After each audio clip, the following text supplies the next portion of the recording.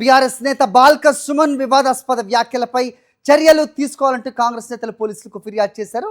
దీంతో సుమన్పై పలు స్టేషన్స్లో కేసులు నమోదయ్యాయి. బాల్క సుమన్ నోటీసులు ఇచ్చి ఏ క్షణంలో అయినా అరెస్ట్ చేసే అవకాశం కూడా ఉంది. అయితే తన వ్యాఖ్యలను కాంగ్రెస్ నేతలు వక్రీకరించారంటున్నారు బాల్క సుమన్. ఫ్యాబ్రికేటెడ్ వీడియోలు తయారు చేశారని చెప్తున్నారు ఆయన. రైట్, ఇదే అంశంపై అప్డేట్స్ మా కరెస్పాండెంట్ దిలీప్ అడిగి తెలుసుకుందాం. దిలీప్, చెప్పండి. సో ఇది ఫ్యాబ్రికేటెడ్ వీడియోస్ కానీ లేకపోతే నా వ్యాఖ్యలను వక్రీకరించారని బాల్క సుమన్ చెప్తుండడం, అయితే కేసులు కూడా నమోదవుతుండడం మరో పక్కన చూస్తూ ఉన్నాం. ఏం జరగబోతోంది? ఏమన్నా అరెస్ట్ అయ్యే అవకాశాలు ఉన్నాయా? మీరున్న దగ్గర ఏంటి పరిస్థితి? వాతావరణం ఎలా కనిపిస్తుంది?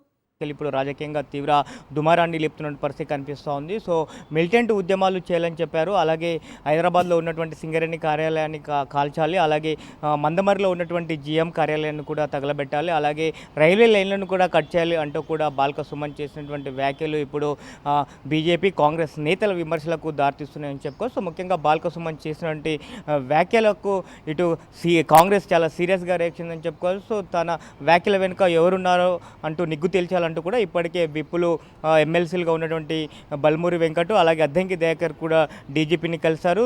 సో ఎవరున్నారు తన వ్యాఖ్యల వెనుక ఉన్నారో సో నిగ్గు తేల్చాలంటూ కూడా తను చేసినటువంటి వ్యాఖ్యలు ఒక ఉగ్రవాది చేసినటువంటి వ్యాఖ్యలుగా ఉన్నాయంటూ కూడా చాలా సీరియస్గా రియాక్ట్ అయిన పరిస్థితి కనిపిస్తుంది. అలాగే కేంద్ర మంత్రి బండి సంజయ్ కూడా సో ఎవరో ఏ పార్టీలో ఉన్నా ఇలాంటి వ్యాఖ్యలు చేయడం సరికాదు అంటూ కూడా ఆరోపణలు చేసిన పరిస్థితి కనిపిస్తుంది. కాబట్టి సో ఈ నేపథ్యంలోనే బాల్క సుమన్ పైన ఇటు నాంపల్లి పోలీస్ స్టేషన్తో పాటు హ్యాబిట్స్ పోలీస్ స్టేషన్ పాటు రాష్ట్ర వ్యాప్తంగా ఉన్నటువంటి పలు పోలీస్ స్టేషన్లో కూడా కేసులు నమోదయ్యాయి. సో తనను అరెస్ట్ చేయాలని కూడా డిమాండ్ చేసిన పరిస్థితి కనిపిస్తుంది. ఈ నేపథ్యంలో బాల్క సుమన్ కూడా వివరణ ఇచ్చారు. సో తాను చేసినటువంటి వ్యాఖ్యలను కాంగ్రెస్ పార్టీ నేతలు వక్రీకరించారు. తన వీడియో కాదు, అది ఫ్యాబ్రికేటెడ్ వీడియో అంటూ కూడా చెప్పినటువంటి పరిస్థితి కనిపిస్తుంది. అలాగే తనపైన కేసులు కాదు, సో పీసీసీ హోదాలో సో రేవంత్ రెడ్డి అప్పట్లో ప్రగతి భవన్ను బాంబులు పెట్టి పేల్చాలంటూ కూడా వ్యాఖ్యలు చేశారు. కాబట్టి తనపైన కేసు పెట్టాలని కూడా డిమాండ్ చేస్తున్నారు. అలాగే జడ్చల్లో Anirudh Reddy so pharma company కాల్చాలంటూ అనిరుద్ చేసినటువంటి వ్యాఖ్యలు, అలాగే నరికేస్తామంటూ కూడా మకన్ సింగ్ ఠాకూర్ చేసినటువంటి వ్యాఖ్యల పట్ల అప్పుడు ఎందుకు వాళ్ళపైన కేసులు నమోదు చేయాలంటూ కూడా డిమాండ్ చేస్తున్న పరిస్థితి కనిపిస్తోంది. సో ఈ నేపథ్యంలోనే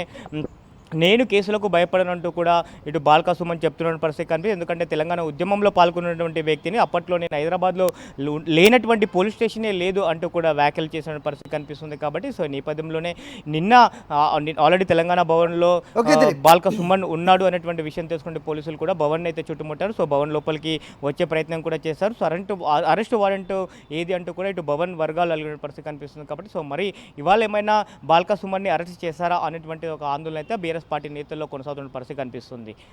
హరి రైట్ దిలీప్, అసలు బాల్క సుమన్ ఏం కామెంట్ చేశారు, ఆ తర్వాత ఏం వివరణ ఇచ్చారు ఒకసారి చూద్దాం.